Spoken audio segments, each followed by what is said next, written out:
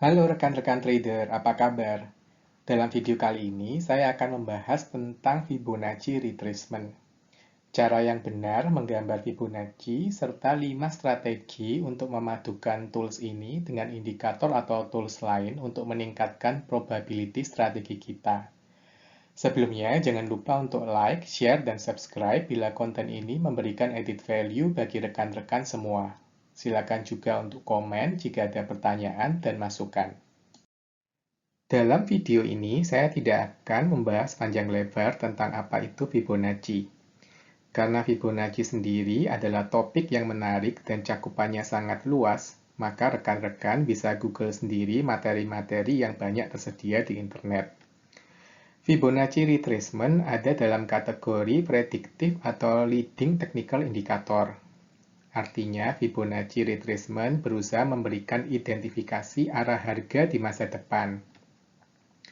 Nah, banyak indikator lain yang sifatnya lagging, karena menggunakan data masa lalu yang sudah terjadi. Rekan-rekan silakan cek playlist ini yang berisi macam-macam indikator yang mungkin bermanfaat bagi perjalanan trading rekan-rekan semua.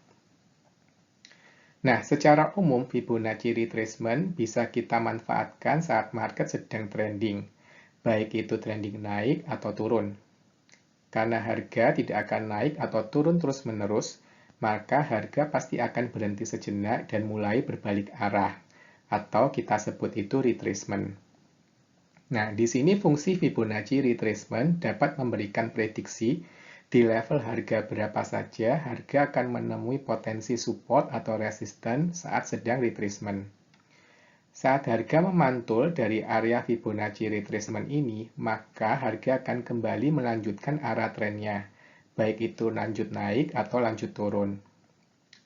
Saat kita menarik garis Fibonacci retracement, maka akan muncul 6 garis horizontal. Level harga 23,6%, 38,2%, 50%, dan 61,8% umumnya menjadi area potensi untuk support dan resisten. Nah, penting bagi rekan-rekan trader pahami, Fibonacci akan berguna jika digunakan saat market trending. Menggunakan Fibonacci retracement saat market sedang sideways tidak akan memberikan level support dan resisten yang reliable. Nah, bagaimana caranya mendapatkan area Fibonacci retracement?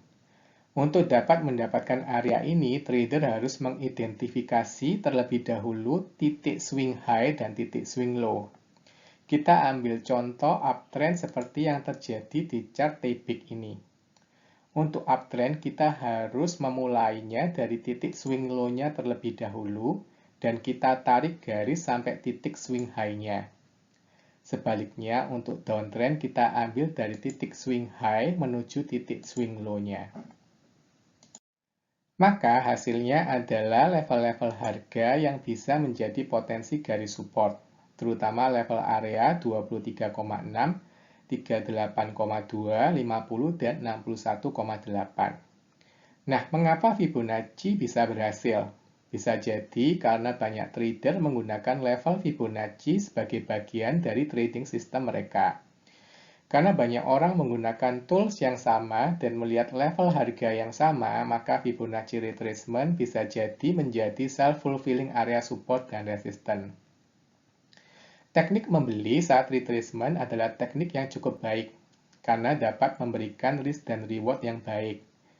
Karena tetap membeli searah dengan arah tren, namun di harga yang lebih murah. Rekan-rekan trader perlu pahami juga level-level ini hanya menjadi potensi area support. Bisa saja level ini terus ditembus dan harga terus turun. Maka dari itu, seperti trading dengan support dan resistance, rekan-rekan perlu mempunyai trading plan untuk cut loss jika market tidak bergerak sejalan dengan prediksi kita. Hal lain yang cukup membingungkan banyak rekan-rekan trader pemula adalah level retracement berapa yang harus dipilih. Tentu saja harga bisa memantul di level manapun dari support retracement ini. Namun bisa juga harga akan terus turun. Untuk itu, kita perlu memadukan tools Fibonacci retracement ini dengan tools lain untuk meningkatkan probability win rate kita. Ada setidaknya 5 cara untuk mengkombinasikan Fibonacci retracement agar memudahkan kita menentukan level retracement berapa persen yang memiliki probability tinggi menjadi area support dan resisten. Yang pertama adalah volume saat terjadi retracement. Kita ingin melihat adanya pola candlestick reversal di area tersebut.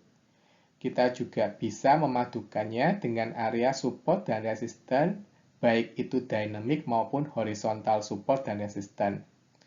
Dan yang terakhir, kita bisa gunakan indikator momentum osilator seperti stokastik yang dalam kondisi oversold. Nah, mari sekarang kita bahas satu persatu. Saat terjadi retracement, saya ingin melihat volume yang menurun.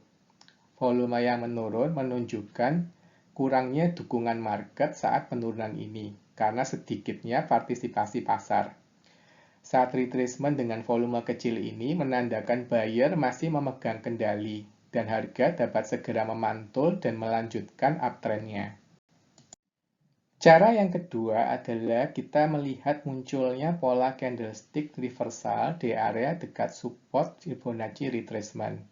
Di saham TBIC ini, kita bisa amati muncul pola bullish piercing di area 38,2%. Pola bullish piercing ini adalah pola pembalikan arah, di mana buyer mengambil alih kontrol dengan terciptanya candle hijau yang mampu ditutup lebih dari 50% dari candle merah sebelumnya.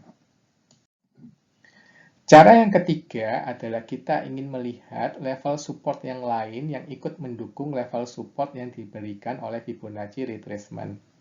Di contoh ini adalah dynamic support dan resistance seperti moving average. Moving average yang umum digunakan adalah 10, 20, dan 50. Dalam contoh ini kebetulan level 38,2% juga berada di dekat moving average 50. Maka bisa jadi level ini juga diperhatikan oleh para trader yang menggunakan strategi retracement dengan menggunakan moving average. Kesamaan ini akan menambah confluence jika level 38,2% ini bisa menjadi support yang penting. Cara yang keempat adalah dengan memadukannya dengan horizontal support. Kita bisa amati level 38,2% adalah juga level horizontal support. Harga secara historis pernah memantul di area ini. Maka kemungkinan para trader yang menggunakan strategi horizontal support juga menunggu untuk membeli di level harga yang sama. Hal ini akan memperkuat level ini menjadi level support yang kuat. Cara terakhir, kita bisa padukan dengan momentum indikator seperti stokastik. Saat stokastik sudah oversold di level yang sama dengan Fibonacci retracement, kita bisa menjadikannya sebagai alat confluence jika level tersebut adalah level support yang penting. Namun, rekan-rekan juga perlu pahami saat harga sedang strong uptrend, bisa jadi harga akan memantul kembali saat stokastik masih belum oversold. Nah, rekan-rekan bisa mempelajari lebih detail tentang indikator stokastik di link berikut. Dari video di atas, kita bisa tarik kesimpulan pentingnya menggunakan tools Fibonacci retracement bersama dengan tools lain. Semakin banyak tools yang memberikan level harga support dan resisten yang sama, akan semakin memperkuat potensi level itu menjadi level harga yang penting. Hal ini disebabkan karena banyaknya trader dengan sistem trading yang berbeda-beda akan melihat hal yang sama. Nah, demikian rekan-rekan trader video saya tentang Fibonacci retracement. Semoga bermanfaat dan sampai jumpa di video-video selanjutnya.